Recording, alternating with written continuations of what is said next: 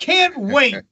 Can't wait to find out what is on the mind of Gary Ellerson. It's always the Green Bay Packers. That's what we do. Because I have a question about you regarding the Green Bay Packers, but I'll wait. You ready for mine? Yes.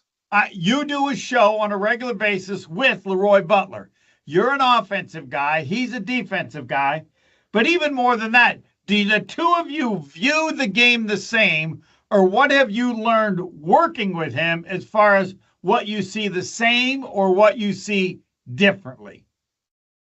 Well, yeah, I think we view it from a different lens. I'm looking more at the defensive front, and obviously he's looking at the formations that the offense is given. So it's a little bit different the way we view things.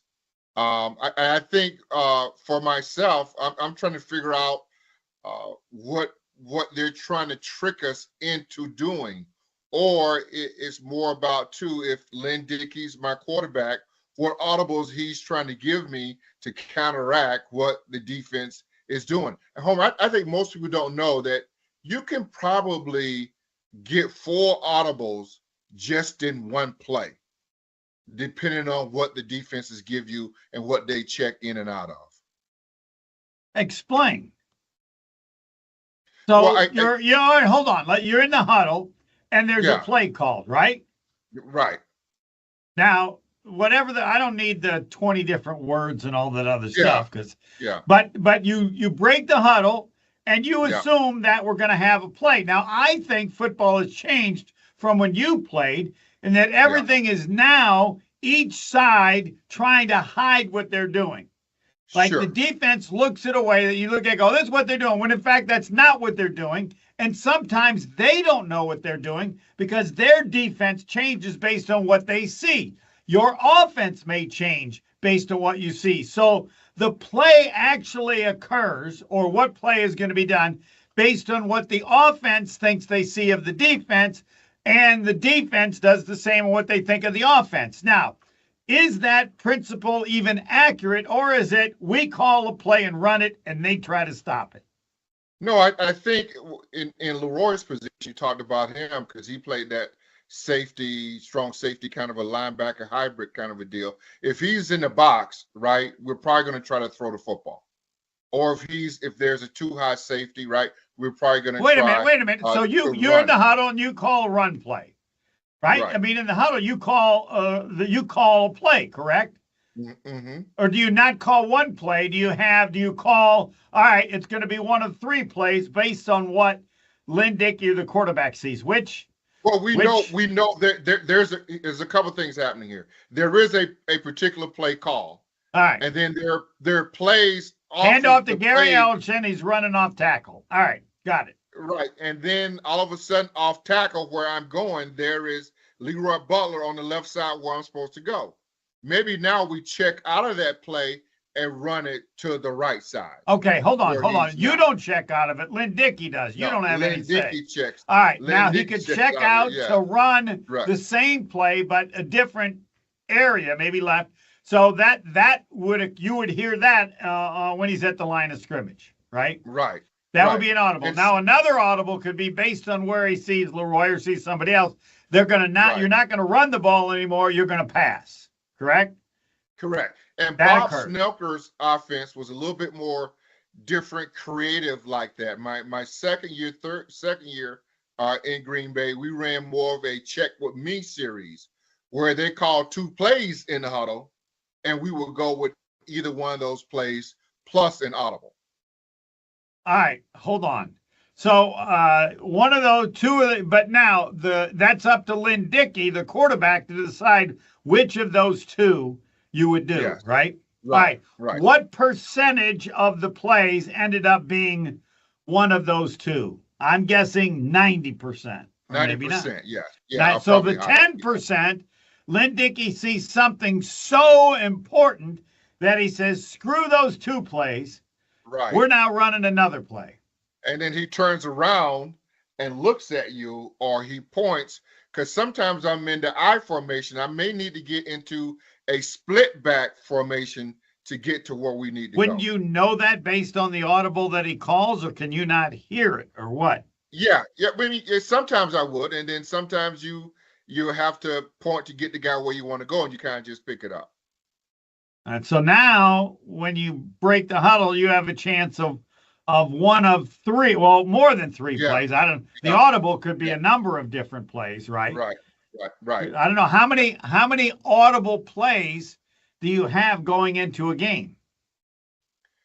Well, it all depends on what the defense is. I mean, you got to be able to, and this is where it gets difficult, because you got the combine going on right now, right? And to me, it was much more difficult in the pros than it was in college now, because the offenses, I think they were a little bit more elaborate in how they wanted to attack defenses. And I think now, what you're seeing, you see a lot of teams, and nowadays they played the 2 high safety or the 1 high safety, and then they know whether they want to run or throw it. And then you have certain players, like let's say Aaron Rodgers, who has certain hand signals and gestures to get certain guys in certain areas. I never played in an offense like that. The offenses that I played in basically came from the offensive coordinator and not from what a quarterback made up with hand gestures. But I don't know that other quarterbacks do it as much as Rodgers, right? Is it fair to say he's at a different level, or maybe all the quarterbacks? I think it's fair to say he may be at a different level, but I think now some of your elite quarterbacks are that way. I think Tom Brady most certainly was that way, and guys had to pick it up. It feels like within the offense with McVay, Stafford, because they've been together for so long, I think there's some nuances that they pick up as well. Now, we didn't even get to the new stuff that you didn't have, and I don't know when this started, and that is the RPO, which to me is just basically stolen from the wishbone of many years ago. And that is, the wishbone had 3 running backs, and the quarterback could hand it off to the first guy, but he's looking at somebody on the defense. Maybe it's an end tackle, and if the defensive guy is a certain place, he hands it off to him, and if he's not, then he kind of decided who to hand the ball off to, and I don't think they decided before the play actually started. And now it's what they call an RPO, and the quarterback can hand it off, or based on who he sees and where that person is. I assume it's an end or whatever, but then he can keep the ball and pass. So the defense can't know what the offense is doing, because the offense hasn't even decided what to do. Actually, if you're running wishbone, just say you're running that offense, actually the defense decides where they want the ball to go to. Because they know what the offense will do based on what they see. Right, because you have an assignment, right? So in certain cases, the inside linebackers have the fullback, and then the defensive end may have the quarterback, and then the cornerback has the pitch man. So the defense knows if we do this, they know what the quarterback's going to see and do. Right. So all right, now let's get to. You can say to yourself, hey, you know what? The fullback is not very good. Let's make him hand it off to the fullback all the time, and let's make sure we overplay Marcus Dupree, which it really didn't matter if you overplayed him or not, because he was just that good. Greg Pruitt as another name that I think of with Oklahoma and that. I don't know. All right, now let's get to the current RPO. I don't know that the defense is determining that. I mean, maybe they are. They know, but you don't know when an RPO is going to be called. That's the other thing. The wishbone is every play. So now am I right? RPO, it's either no one knows if it's a run or a pass because it hasn't been really decided yet, right? Right. So it depends on the look that you're getting. And yet it would seem to me, go ahead. And so if you're the defense side of the ball, you know that's what's coming. Then you say to yourself, it's the RPO. We're going to give up. We want him to throw it to the guy in the slot. So we're giving that up to make him throw that. And we're doubling Devontae Adams on the outside. Rodgers throw it to Devontae anyway and don't take the slot guy because he knows Devontae can beat the double team. So it's almost the same as the wishbone in that regard, the defense. But the difference I would say is, you can tell me if I'm wrong, people ran the wishbone every play.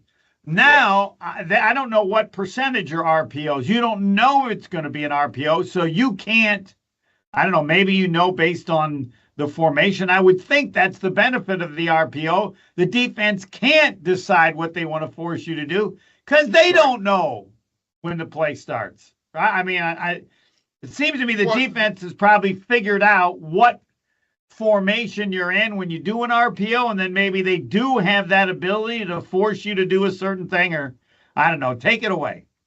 No, I don't know if they force you. They give you certain plays. Right. They give you a guy open to throw to where the quarterback says, oh, this is an easy throw, and then he takes it. Let's just say it's 3rd and 5, and they're going to give you just this little 2-yard pattern or 3-yard pattern, and now you got to run for 2 more yards or 3 more yards to get the first down. You got to make sure, because you're giving that guy that cushion, that you got to make the tackle right away before he gets the first down. Now, as far as the other RPO theories, it was always with the Packers, everything that was an RPO for Rodgers ended up being a pass. Correct. I don't even know if that's true. Like. That's what it felt like. But, yeah. But then that's because, and I would emphasize this is why I thought, and I want you to know it as well, that I could have been his quarterback coach. Is that where you going with all this? No, I'm not going on that. I just want to throw that out. Why? Because all I got to do is get him coffee. All right, here, I'm your quarterback coach. Aaron, do whatever the hell you want. Every play, whatever the hell you want. Now, wait a minute. I think that may have been what they did. All right, you're his quarterback coach. You played in the NFL. I think as quarterback coach, you'd have done the same thing. Like, Aaron, anything I can do to help? Whatever you see, go ahead and do, because I think that he's going to make the best decision. I never bought that he did things because it made him look better. He did things because it made the team look better, and that, of course, would make him look better. But I don't believe that's the better play, but we're running this one so I can get more yards passing. What do you say? Well, that's why I would let him do whatever he wants. And I think in some cases with Aaron Rodgers, I think that is true. Most certainly. Thank you. In the early years, I don't think that it was, but most certainly that second year with Matt LaFleur, you saw Rodgers doing some stuff, because you could see Matt LaFleur mouthing, "What play is that?" He had no idea what Rodgers was doing or what Randall Cobb was running. So you can see some of those things happening within that offense. I think early on with Mike McCarthy, it didn't work like that. I think then later years, they got a little bit more comfortable, and you saw Rodgers start doing a lot of his own thing. I think the first year on Matt LaFleur, we did see more motion, what he wanted to run. That second year, not as much more motion and more the stagnant play that Aaron Rodgers wanted to do. And speaking of Aaron Rodgers, I think some of the news out today, I think you've probably seen some of this stuff, that Matthew Stafford now is in talks with the Las Vegas Raiders. And then what does that do with now the quarterback position with the Rams? And most people think that is the next landing spot for Aaron Rodgers with McVay with the Rams. Well, then I have to care about it because it does affect the Green Bay Packers. And it all comes down to this: how much you think he was hurt last year, and that as he got healthy from the Achilles, he played so much better the last half. Because if you don't believe that his play last year was some way altered because he was hurt, then you're an idiot. Let me emphasize, idiot, to sign Aaron Rodgers. Well, I think you should know. I think everyone should know this. When you come off of ACLs, when you come off of torn Achilles, which I think is even worse than ACL, it takes you over a year to come back from injuries like that to be yourself. So next year, wherever teams he goes to next year, he should be fully healthy. And he was banged up a lot last year. Fine, but he's still 100 years old. How fast do you come back? He's still 5 seconds away from another injury because he's an old man. Right, and that's why now, though, and everybody says this, Brett Favre right now, if you don't make a move, can come out and throw the football with the best quarterbacks in the league. Yes, until he gets hit once. Exactly, because he's always going to have that arm. I think Aaron Rodgers is in that same boat, where, of course, he's a little bit better. I think Rodgers still can throw the football. Yeah, I think he can move, not like he once did. He doesn't. No, he doesn't look like Tom Brady. No, That'd be the ultimate insult. See, Aaron Rodgers. Hey, hey, Tom Brady, how you doing? Right. Oh, come on. I can run better than Tom Brady. In my sleep, I can run better. That's what he'd probably say. All right. That was a great first quarter. And now, and I want to emphasize, because people say, I said I never talk about Aaron Rodgers. I don't care about Aaron Rodgers, but everything is important as it relates to the Green Bay Packers. And if Aaron Rodgers is going to play quarterback for the Rams, then I have some interest, because that affects the Green Bay Packers. Making the playoffs will be determined to some degree by the Rams. He goes to the AFC, he's dead to me again. I don't care.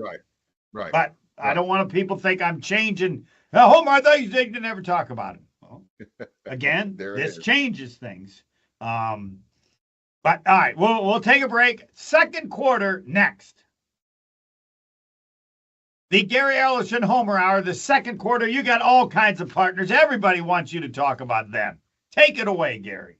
Oh, Chief, let's talk about my good friends over at Wisconsin Indoor Golf Center, guys. They're hosting another Scramble tournament with $1,000 in cash prizes available. Wisconsin Indoor Golf Center invites you to play in a two-man scramble at TPC Scottsdale, all from the comforts of indoors on their top tech, cutting-edge golf simulators. Grab a friend and sign up today at WisconsinIndoorGolfCenter.com.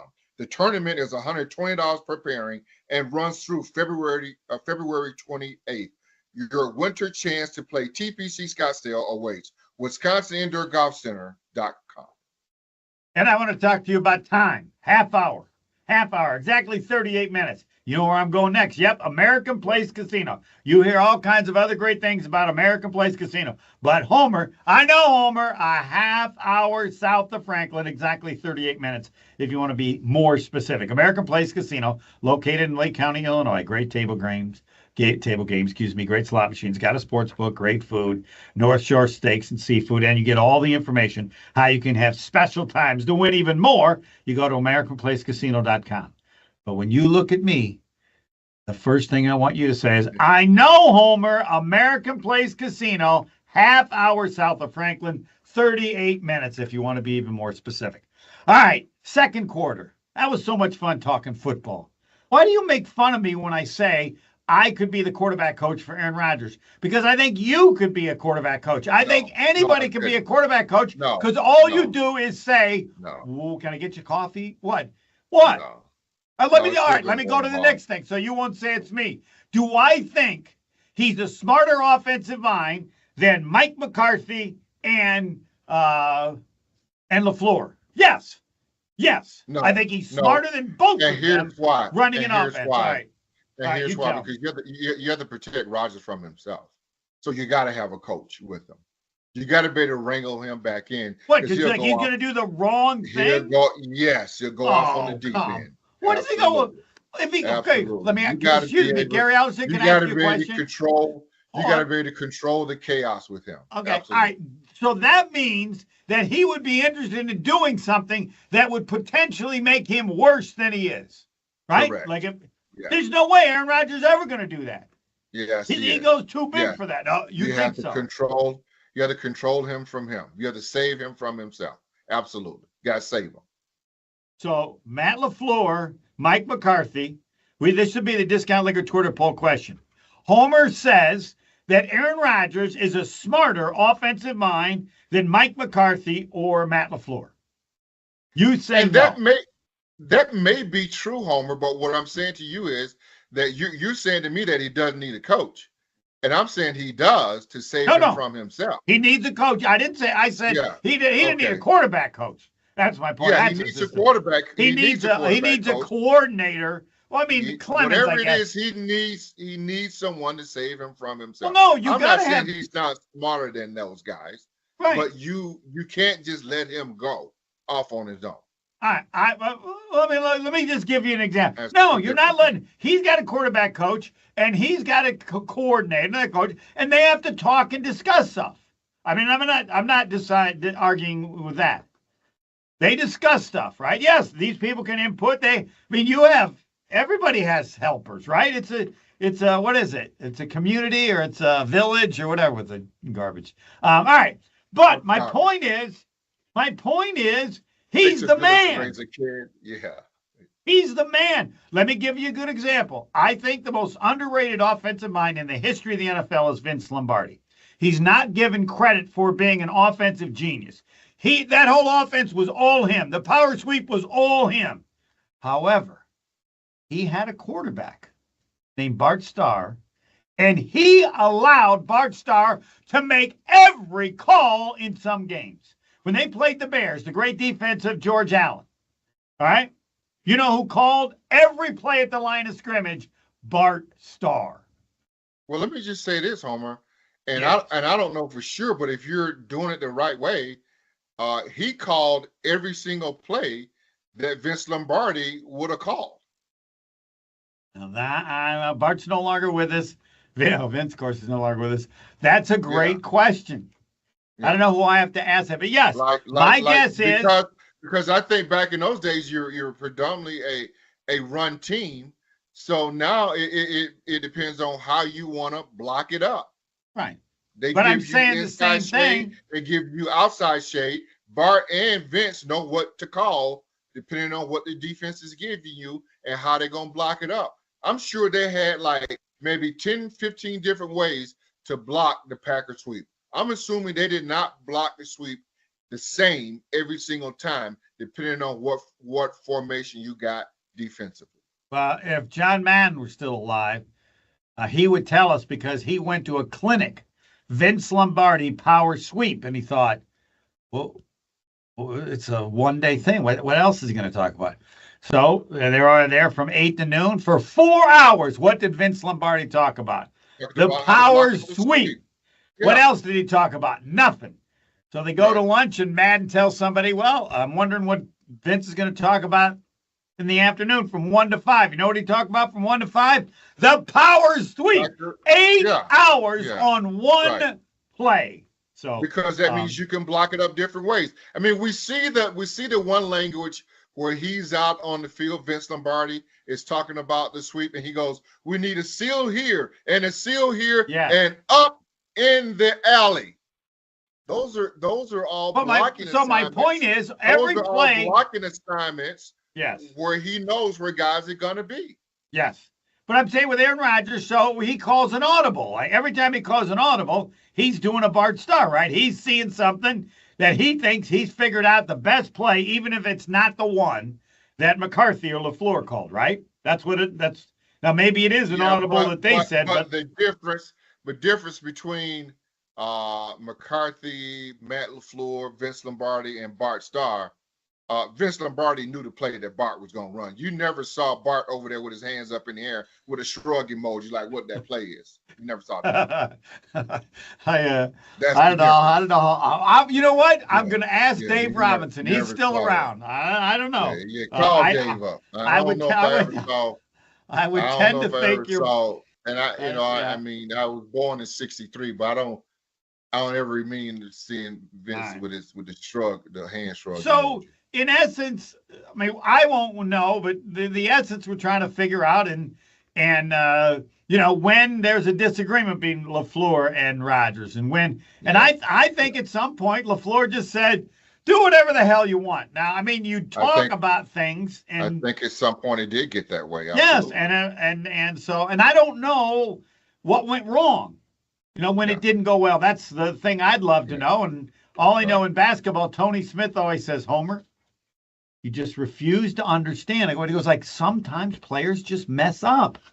Like it's not a bad play. Somebody just messes up. And I'm assuming that can happen in football too. And I think what Rodgers did was it was not only the play, but who he was counting on.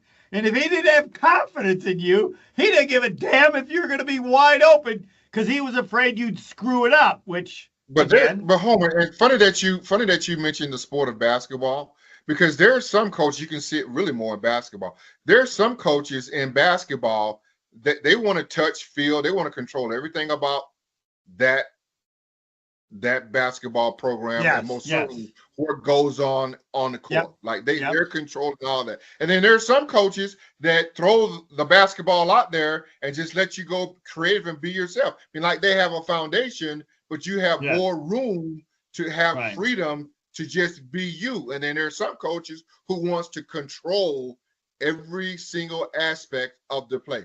You almost become a robot. Go here, set the pick, come back, set this pick up here, down pick, cross pick, this, that, and run that mechanical offense. And then I think there's some guys like maybe Calipari who says, okay, I have an offense, but I'm going to rely on these jokers here to go out and be free and be the athletes that they are.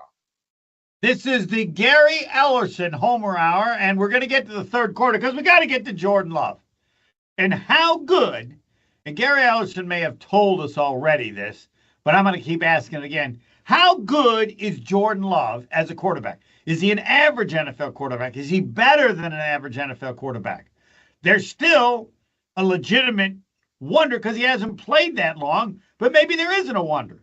How good is Jordan Love? How good should your expectations be next year? How much of this past year was as a result, or he was bothered by or affected by an injury?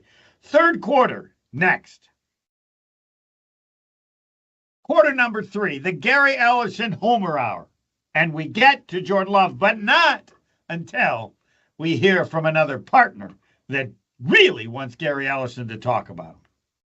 Guys, I'm talking about good friends over at the Jury Center. If you're making plans to propose to that special someone in your life, the Jury Center is the only place to go for the ring. They're the best place to shop for diamond engagement rings in Milwaukee for a reason.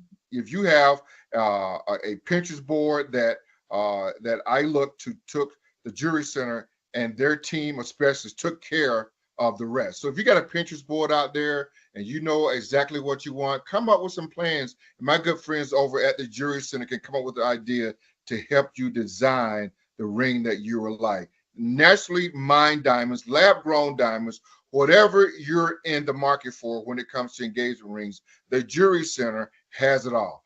Check them out on their inventory at all of their 3 locations in Greenfield, Brookfield, or Burlington, online at shoptjc.com. The third quarter of the Gary Ellerson Homer Hour. What do you want to say about Jordan Love? I love asking you. You get 60 seconds, 30 seconds on Jordan Love. What do you want them to know that you think first and foremost about him above everything else? About Jordan Love? Yeah, 30 seconds on Jordan Love. Well, I mean, I think for Matt LaFleur and Jordan Love this year, third year starting, I think this is a big year for them, both of them. I think it's on both of them now to try to go back last year and figure out what they did wrong, what they did right, and do that suits them. I don't know.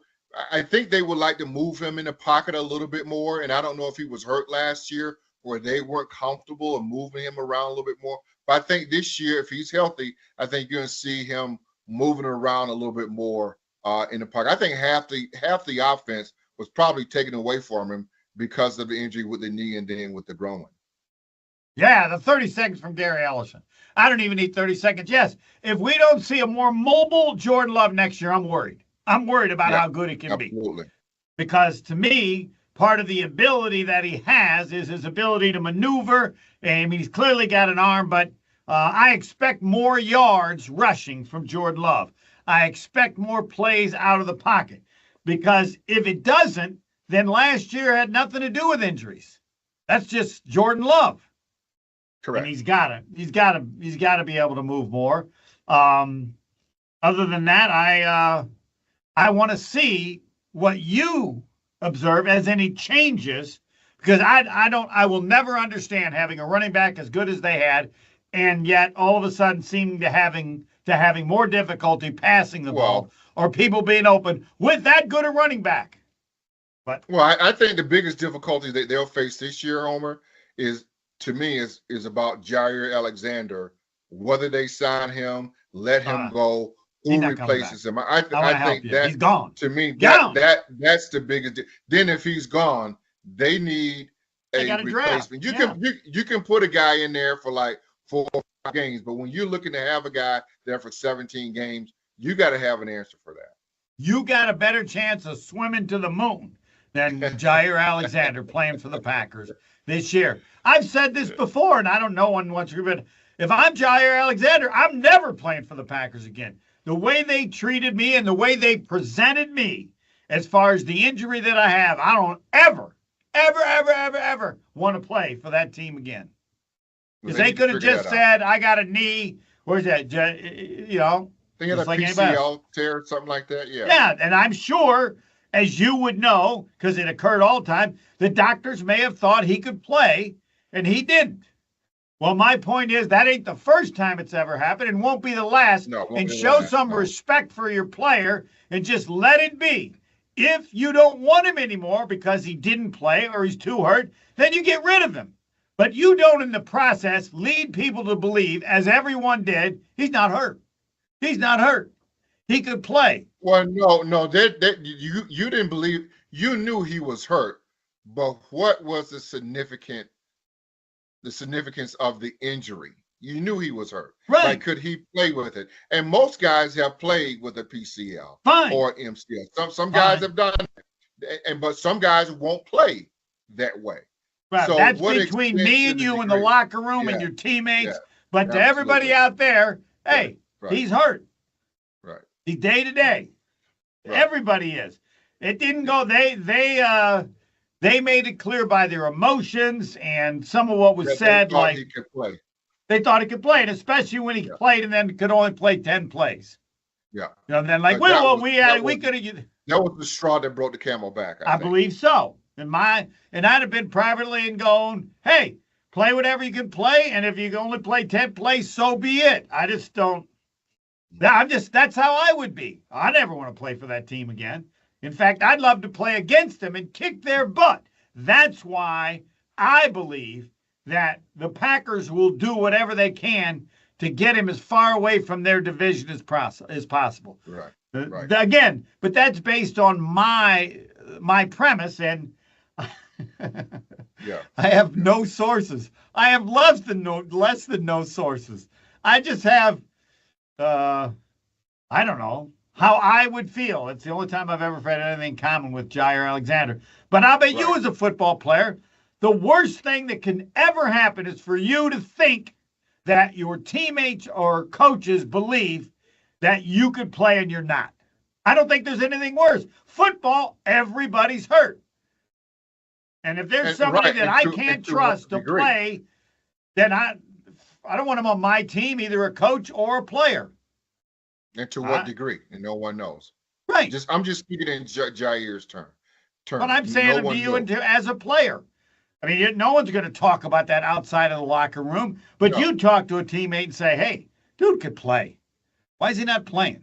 That's between you and your teammates or whatever. I'm sure you've had that opinion about somebody. Right? Oh, sure. Privately. Yeah. Yeah. And no one's talking about that. And you, especially when you know you need them. Yeah. No one's talking. And even after the guy leaves, no one's talking about it. Yes.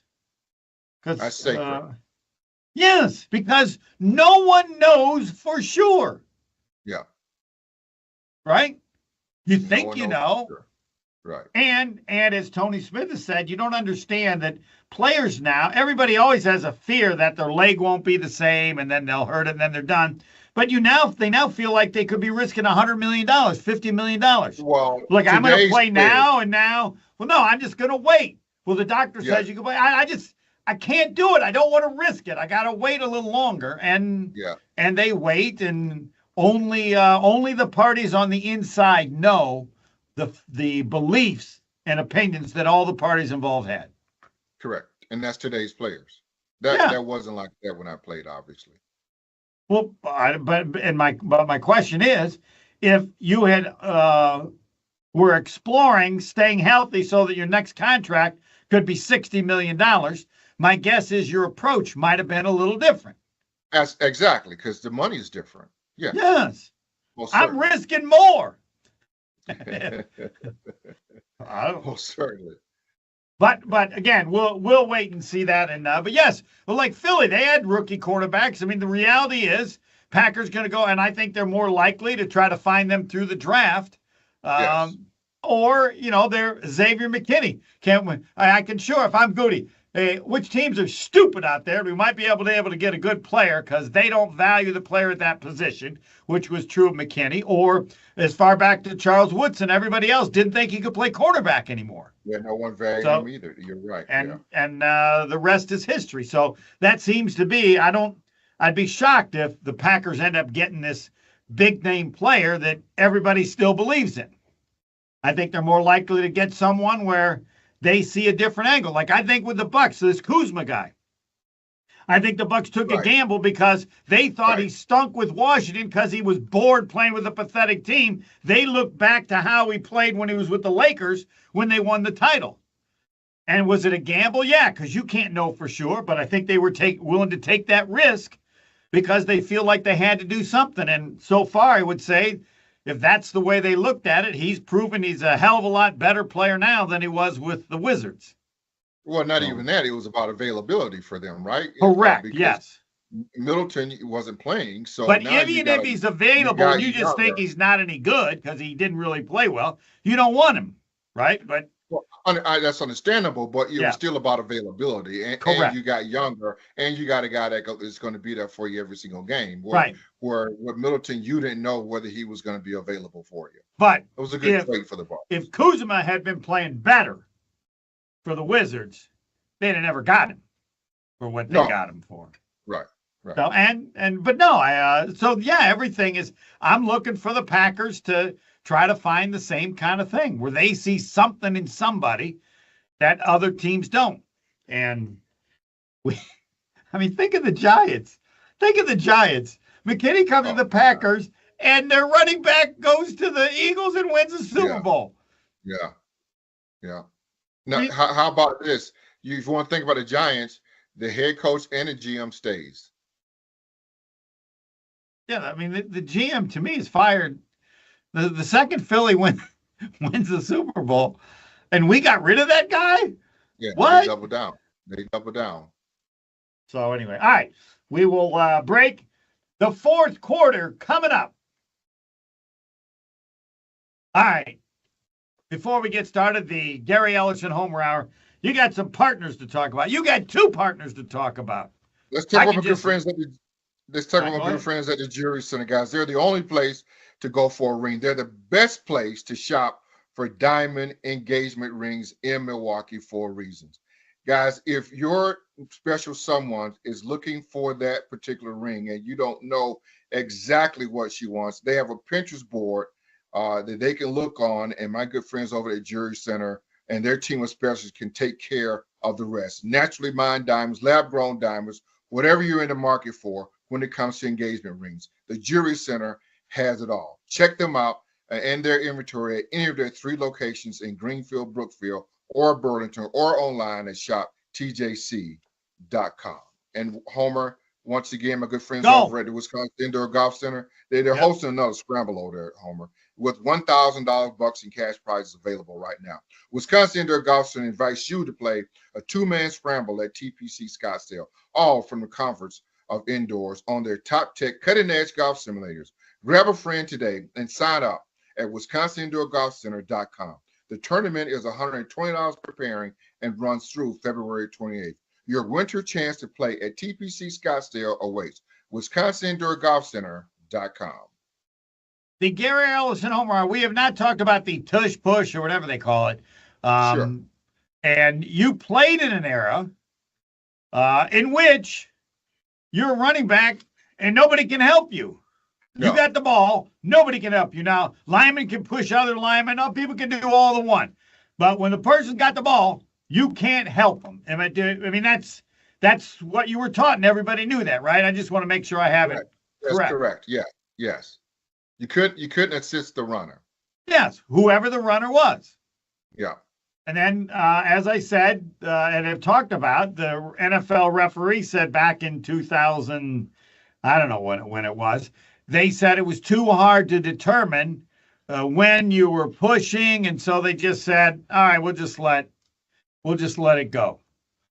And as a result, teams have gotten smarter and smarter, and now they're just And I think it will develop even more. I don't know when you do that why you don't have your two heaviest players in the backfield behind the quarterback. Maybe, defensive players. I think it's going to. From the Philadelphia standpoint, Homer, though, they've drafted for that. I mean, they've got the biggest offensive lineman in the game. And that's why they did that with the tush push. Their center, two guards. I mean, those guys are huge, and they understand what they're trying to get done. So they are actually drafted towards at perfecting that play more so. And of course, the Buffalo Bills, I think they do it a lot as well. But they drafted to make that work, where a lot of other teams, they don't necessarily see it as a weapon because they don't draft towards it. You know how some teams draft big receivers and then depend who your quarterback is. When I got a big quarterback, as is the case with Philly and Buffalo, then I'm gonna take advantage of that. I've hated it from the beginning because I don't think that's football, that's rugby. But now the Packers apparently the team, and I think Mark Murphy always does whatever the league wants because I think they want a discussion. They want to know, and I think it's going to continue to be until or unless they can prove that it causes there's a risk of harm to the players, which I don't know that there is, but if they can sell that part, then you can probably end it. But otherwise, fans seem to like it, other than old farts like me who remember back when. I mean, can you imagine Bart Starr? Can you imagine Bart Starr? That play would not exist because Mercine they knew, don't you touch Bart Starr, or they can take away the touchdown if he scores it. Now, who'd you had? You'd had Willie Davis behind him. You'd have had Ray Nitschke. Can you imagine Ray Nitschke? Yeah. Oh, man, would that have been sweet? Anyway, what do you think? I didn't get your opinion. What's your thought? But all those you think about, one of the biggest plays in Packer history is the quarterback sneak in the south end zone against the Dallas Cowboys, correct? Right, because nobody helped Bart Starr. Wasn't a tush push, but it was a quarterback sneak. Yeah, and you can credit the offensive line because they created the space. But back to you. You played when the rule was different. What is your thought if the Packers went to you and said, we're going to complain, or at least tell the league we'd like them to look into this play? Would you have said, good idea, or? Here's why I don't have a problem with it. Is because Philadelphia took a rule or the like thereof a rule and perfected it. Right. And I'm okay with that. So that means that 31 other teams can do that as well if they wish to. And they don't. So I don't think they should be penalized for using the tush push. They perfected it. Everybody else can do it too. Right. Or someone's got to come up with a way to use it that bothers people. Right. But you're right in the sense of the quarterback play with Jalen Hurts, right? He's not the same quarterback as a Jordan Love. So you really wouldn't want Jordan Love or like a Tom Brady or Mahomes, them guys. You wouldn't really want Aaron Rodgers, Matthew Stafford. You wouldn't really want those guys doing it as much as they do it in Philadelphia and Buffalo. Well, and I think as the Packers are done with Tucker Kraft, I think that's what's going to change. Right. Because at the point there you're at, you're not surprising anybody. Everybody knows you're going to do it. Oh. Well, why not do it with him? With who? With Tucker Kraft. He's a tight end now. He's going to run better than your quarterback. Yeah. And then put two huge players behind him. How are you going to stop that? You can do that. Yes. Well, so I just think they haven't yet got to a point where someone has figured out a way to manipulate that rule to a point where people don't like it. Because right now, it's let's recruit a couple sumo wrestlers. Pretty much. Just bring them in, and we want them getting so low they're like ripping up the turf. Well, the problem is too, you can't get those big guys and put him behind the quarterback because they're gonna break his back. That's why you have a tight end. We ain't using quarterback for that play anymore. I'm sorry. Back. Yeah. And then you have the issue of being able to tell where how far did the ball go, but they might be working on that where they can have something, on the football where you can tell exactly the furthest it get. I think they're actually working on that. I think there's going to be a change. I don't know if that's first down or what, but that may be another way to keep it going because that's one of the issues you don't know. I don't know. Did I leave anything out that you wanted to discuss? I don't think you did, home team. You're worried about quarterback, though. You're really worried about quarterback without Jair. Well, I'm worried about cornerback right now. If we don't, because they're not going to have it. They're not going to have a star cornerback. There's no way, right? Exactly. They're going to. So then, Homer, if you don't do that, then they need a guy that can get you 12 sacks a year. Because you don't have a good enough cornerback set to be able to handle the time. Yeah. Exactly. You're right. Yeah. If you're not going to sign Jair, then, and I know they won't do it, but you may have to pay the money to go get Myles Garrett. But you're in a world of hurt if you don't have a cornerback back there like him for 17 games. Oh, well, I don't know why. Did you hear Goody? He said Van Ness, everything should be ready. He has confidence in him. And I said he's probably the only one. I don't know. You can leave us with Van Ness is the man. He's going to make a huge jump. I need to see more. There are a lot of guys on the Packers, which I talked to you about, that he's one of the guys that need to make the jumps. All those receivers need to make another jump. Yeah, but I don't see it. Jordan Morgan needs to make a jump. I've never seen anything Van Ness tells me. You know who's going to make a jump? Exactly. Hooper. You know who else make a jump? Williams. Yeah. Guys are going to make a jump when I've seen something they can jump to. Right. What is Van Ness going to jump to? Right. Haven't seen it. No, haven't seen it. And we've seen it from those other guys. I look to where I've seen a little or a lot, but not very often. I can't. Correct. What's the best play Van Ness has had? Somebody said they moved Preston Smith so Lucas Van Ness could play more, and he got more snaps, and you just still didn't see a whole lot. And now he's getting even less snaps. So, all right, we hope Goody is right. This has been the Gary Ellerson Homer Hour. And as I like to say proudly, I don't know what's next, but it isn't as good. Next.